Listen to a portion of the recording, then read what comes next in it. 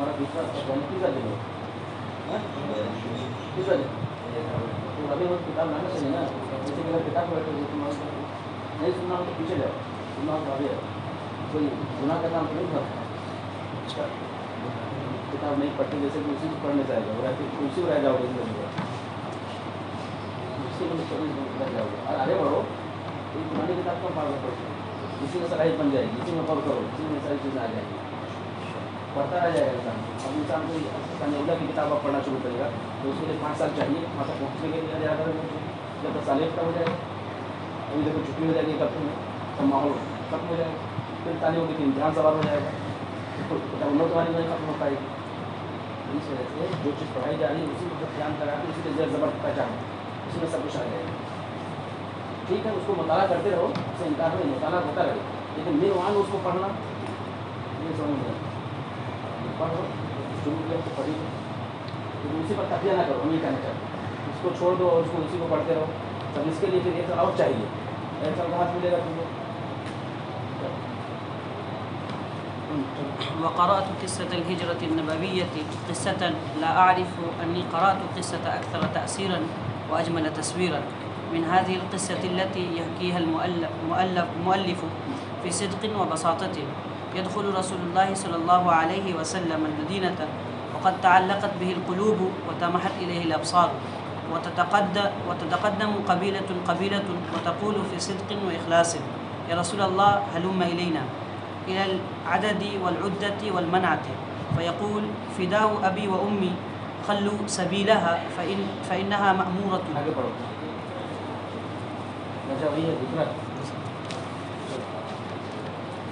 بسم الله الرحمن الرحيم. ثم تبرك على باب مسجده اليوم وتأبى أن تقوم ويأبى الله أن يكون هذا الشرف الذي ليس فوقه شرف إلا لأبي أيوب شرف إلا لأبي أيوب الأنصاري. فيحتمل أبو أيوب رحله فيزرعه في بيته.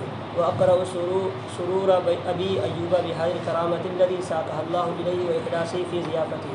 أقرأ كل هذا وأجد قلبي قد فارقني ورافق ناقة رسول الله صلى الله عليه وسلم فيدخل في ركابه المدينة وأجد كأني في ركابه المدينة وأجد كأني أشاهد كل ذلك. ہر طالب یہ سوچے کہ اعراب کیا ہو رہا ہے, اعراب ہے تو کیوں ہے, ہر اعراب کی وجہ معلوم ہونی چاہیے. مقصد یہی ہے. یہاں گویا کہ نبی صاحب کی اجرا بھی ایک طرح سے ہے اور تعبیر بھی ہے. جب یہ بات سمجھ آ جائے گی تو وہی ہے کتاب اللہ, وہی کتاب السر, وہی قدر الندہ, وہی ایک مضمون قاعدے سے اگر حل نحوی اور لغوی کے ساتھ پڑھ لے تو زندگی فائدہ ہم پڑھ لے گا. بسم الله الرحمن الرحيم. فيدخل في ركابه المدينة فيدخل في ركابه المدينة فيدخل في ركابه المدينة وأجد كأني أشاهد كل ذلك بعيني, وأجد أن كل ما قرأت أو سمعت من دخول الملوك والفاتحين والعظماء والأغنياء قد تضاءل وأضمحل, وأن كل معرفته وكل ما عرفته من حبي وإخلاصي من رجل لرجل قد ذاب وغاب, وارتسم هذا المنظر في نفسي وفي ذاكرتي. بسم الله الرحمن الرحيم. قرأت هذه القصة, میں نے یہ قصہ پڑھا, میں نے یہ واقعہ پڑھا. قرأت هذه القصة, میں نے یہ واقعہ پڑھا. فملکت قلبی, تو اس نے میرے دل پر چھا گیا. فملکت قلبی, تو یہ میرے دل پر چھا گیا. وأسرت نفسی, اور اس نے میرے دل کو اور نفس کو اسیر کر لیا, اپنا غلام بنا لیا. اسرا یأسر, اسر معنی ہوتے ہیں غلام بنا لینا, ماتحت بنا لینا, قابو کر لینا. میں نے یہ واقعہ پڑھا تو یہ میرے دل پر چھا گیا اور اس نے میرے نفس کو اسیر کر لیا. اب یہ ملکت قلبی و اثرت نفسی, یہ کہیں بھی استعمال کر سکتے, ان مدینۃ لکھنؤ قد ملکت قلبی و اثرت نفسی, ان خطبۃ الشیخ الفلانی قد ملکت قلبی و اثرت نفسی, ان جمال ندوۃ العلماء قد ملک قلبی و اثرت نفسی. یہ ملکہ قلبی اثر نفسی کہیں بھی استعمال کر سکتے ہیں.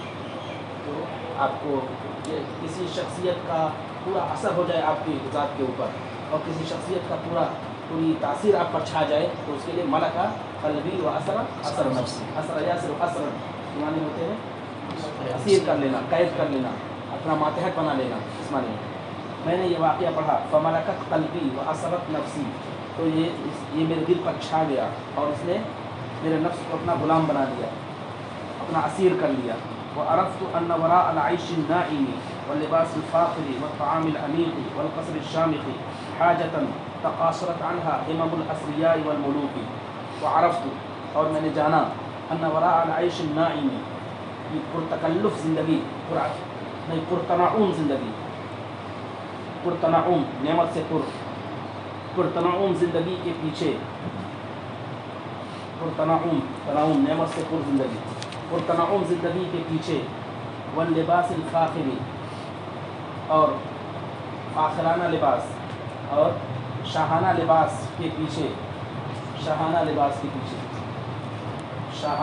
شاہانہ لباس کے پیچھے، پرتنعوم زندگی کے پیچھے اور شاہانہ لباس کے پیچھے، والطعام العمیق اور اچھے کھانے لذیذ کھانے کے پیچھے، عمدہ کھانے لذیذ کھانے مزیدار کھانے کے پیچھے، والقصر الشامخ اور عالی شان محل کے پیچھے، عالی شان محل کے پیچھے، یہ کئی باتیں ہو گئی۔ وعرفت ان وراء العيش الناعم، ناز و نعمت والی زندگی، پرتنعم زندگی کے پیچھے، فاخرانہ لباس اور شاہانہ لباس کے پیچھے اور لذیذ کھانے کے پیچھے اور شاندار محل کے پیچھے، حاجتن، انا کا اسم ہے حاجتن ہے، انا وراء العيش الناعم، یہ پورا خبر ہوگا، ان وراء العيش الناعم واللباس الفاخر والطعام الانيق والقصر الشامخ، یہ پوری خبر ہے اور حاجتن اس کا نسبت ہے۔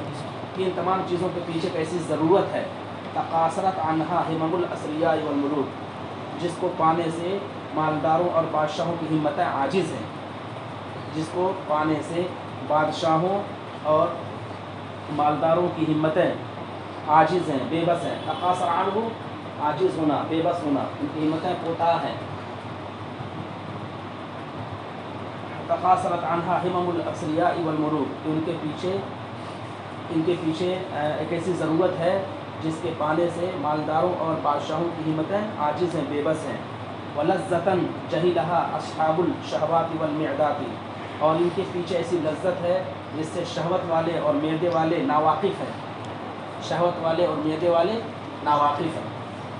لذتاً ایسی لذت ہے، جہلها یجہلو ڈائریکٹ بغیر سیدھے کے آتا ہے، جہیلا منہا نہیں کہا بلکہ جہیلہا ڈائریکٹ کہہ دیا ہے۔ ولذتاً جہیلہا، اور جن سے ناواقف ہیں، اصحاب الشہوات والمعدات، شہوت والے اور خواہشات والے اور معدے والے۔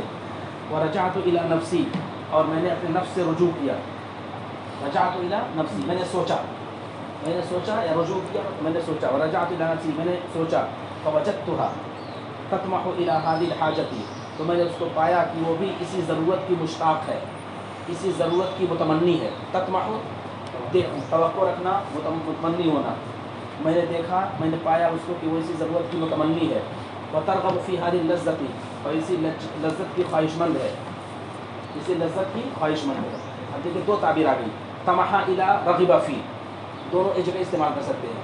انا اطمح فی حصول علی العلم، انا اطمح الی الحصول علی العلم، وانا ارغب فی حصول علی العلم، میں علم کا خواہش مند ہوں، میں دین کا خواہش مند ہوں۔ انا اطمح الی الحصول علی العلم، انا ارغب فی الحصول علی الدین، یہ استعمال کر سکتے ہیں اس کو۔ ووجدتها اکثر اجلالا لهذه الحقیقة منها لملابس الاغنیاء والمظاہر الجوفاء، اور میں نے اس کو پایا، وجدتها نفس کو، میں نے نفس کو پایا کہ وہ بہت زیادہ اس حقیقت کو اہمیت دے رہی ہے، میرا نفس بہت زیادہ اہمیت دے رہا ہے، بہت زیادہ عظمت، بہت زیادہ احترام کر رہا ہے، اکثر اجلالا بہت زیادہ اس کا احترام کر رہا ہے، منہا لملابس الاغنیاء والمظاہر الجوفاء، بادشاہوں کے یا مالداروں کے لباس اور کھوکھلے شکلوں کے تعظیم کرنے کے مقابلے میں، مالداروں کے لباس والمظاہر الجوفاء، کھوکھلی شکلوں